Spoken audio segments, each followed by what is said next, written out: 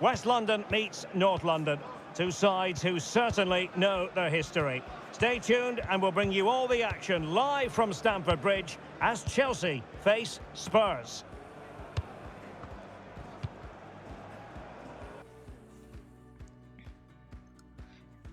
Yes, guys, we ended the last video, the London derby, Arsenal vs Chelsea.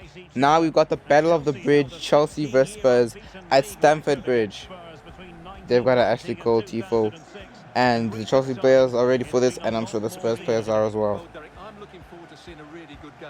Chelsea will start the game off on the attack, and Diego Martinez immediately being absolutely taken down by Kingsley Coman, and he is not getting up right now. That has to be a yellow card for Coman, and it is. Diego Martinez only now getting up from the ground, being helped up by his teammates. Look at that. Now Chelsea will get a free kick. Cut it short. Back to Martinez, who has a shot, and it's caught by Hugo Lloris. Oh, not Hugo Lloris. Spurs goalkeeper Simon. And now Spurs, he kicked it long. Spurs on attack. Jota, who's now Spurs player. Gallagher, who's also now Spurs player. Son, who's still a Spurs player.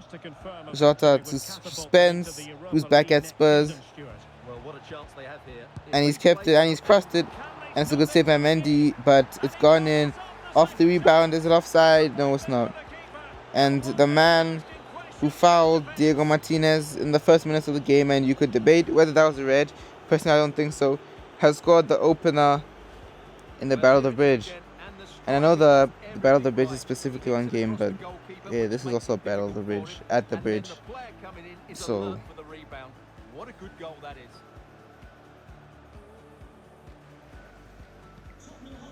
Chelsea now behind, have to get a goal. Diego Martinez tried to win the header, he did, but Spurs are now attacking once again. 10 minutes and Spurs could be 2-0 up. Jota, and Jota's past Fabinho, and he's in space, and he scored. He's hammered it home, and Spurs are 2-0 up at Stamford Bridge. And you'll see soon why this is the Battle of the Bridge. Trust me, boys and girls, and theys and thems, and don't identify as anythings, and trances and dancers and prancers and Rudolphs and reindeers and hippos and hepatitis symptoms. Alaba's a very nice player to have in your ultimate team, so please sign him up for your decathlon. Chelsea behind, need of a goal. Sterling to Diego Martinez, pass to Darwin Núñez. Can Darwin Núñez score for Chelsea? Pass to Diego Martinez. Can he shoot? Yes, he can. And it's saved. Could have passed to Sterling. Would have probably been the better option. See the replay. Yeah, Sterling definitely should have passed to Sterling instead of taking the shot there. Jota tried to get past Reece James but couldn't. Kante, Diego Martinez, Varane marking him, but he can get past him and get the goal. And Chelsea are back in the game. Good play by Diego Martinez to get away from Rafael Varane and get the goal. And then, of course, the finish. That's a great bit of play in the box.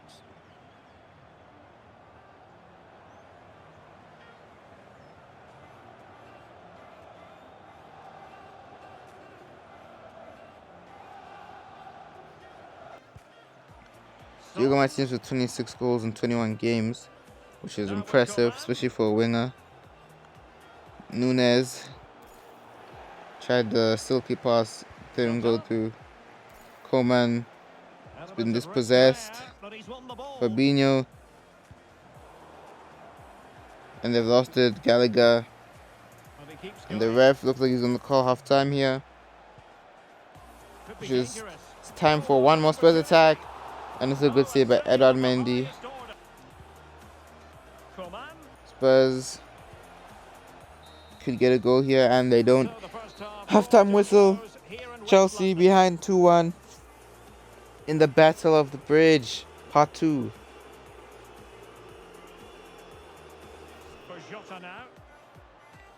Coman. Jota for the long shot is a good save by Edouard Mendy.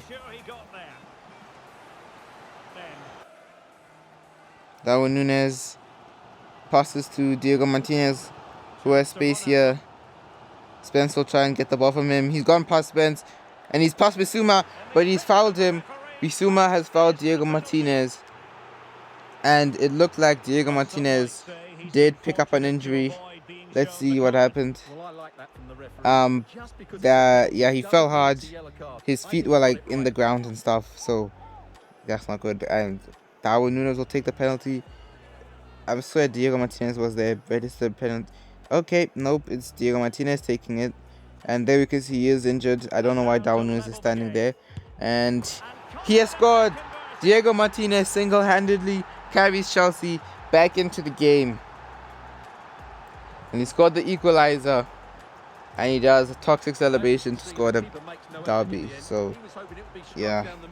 It was a good penalty. Keeper didn't even move, just looked at it.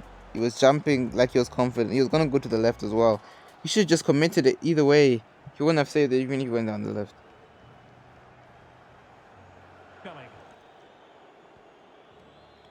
So Spurs throwing or taking it. Spence, Coleman, Jota, Bissouma, Sinestra has scored for Spurs, and it's 3-2. Diego Martinez thought he had given Chelsea a point, but Chelsea once again concede, and they will not be getting any points from this game if the score stays like this.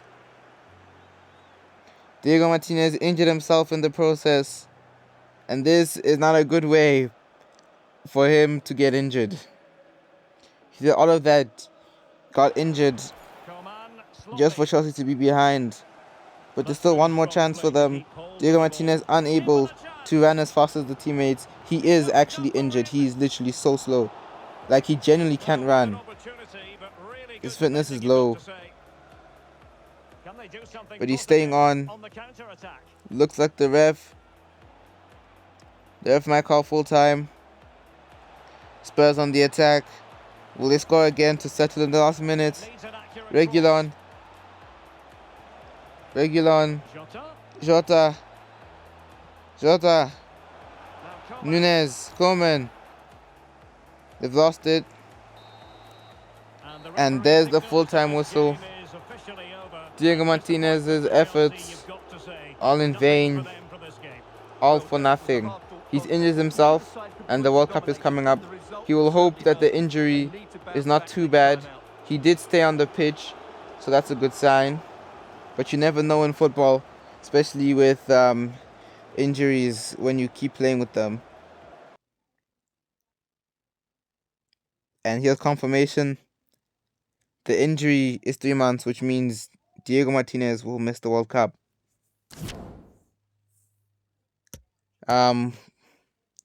Quick sim, the West Ham game, we won 2-1 and Purdue scored. This is not good for two things for Diego Martinez, because he can't bring Mexico, hopefully break their round of 16 curse. Mexico can still win though and do well. He was also announced player of the FA Cup, even though Chelsea got knocked out in like the quarters. Gonna sim the Leicester game. The second reason why it's not good is because I don't get the views of using World Cup in my title. He has been selected in the squad, so maybe if Mexico do well enough and continue, he will be able to play a game for them. Maybe in the semi-final or the final. But this is the unluckiest time. One of the best young players in the world injured just before the World Cup. And he would have been very important for his country. Although he is in the squad, but let's be real, you're not going to keep your best player out of the squad. Even if there's just a small chance that he might be able to play. He'll be fit in 66 days. This is the World Cup group Mexico have. France, Germany, and Iceland. Iceland, the only beatable team there. There's the other group, England's group, Portugal, Belgium, Romania, China. Group A, interesting. Group B has Italy, Czech Republic, New Zealand, Canada, so Alphonso Davies, Spain, Sweden, Hungary, Australia. In Group C, Group D, Argentina, Denmark, Ghana, Poland. Argentina, I'm pulling it again. Netherlands, Wales, Morocco, USA. I feel like those teams have played each other. Then here's our group, Mexico.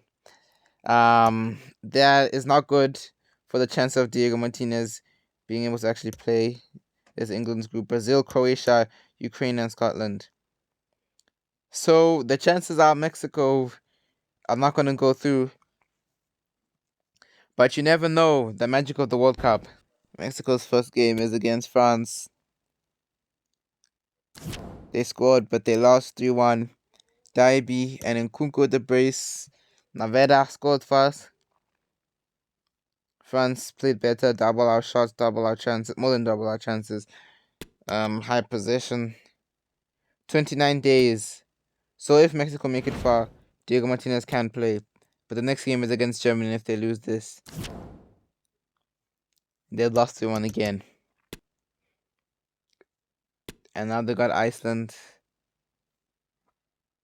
But it's too little, too late. Although they won 2-0, Jimenez with the brace. Mexico will be going home from the World Cup. Diego Martinez didn't even get to come off the bench. Didn't even get to play 1 second of the World Cup.